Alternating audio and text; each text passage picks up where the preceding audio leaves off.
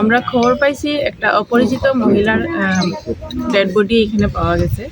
তো আমরা এখানে আইছি, সেই হিসাবে তদন্ত চলতেছে।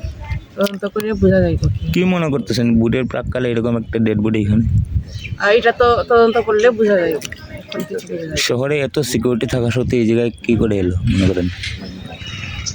এটা আমরা দেখতেছি ব্যাপারটা কিভাবে এই সিকিউরিটির মধ্যে এরকম হইলো।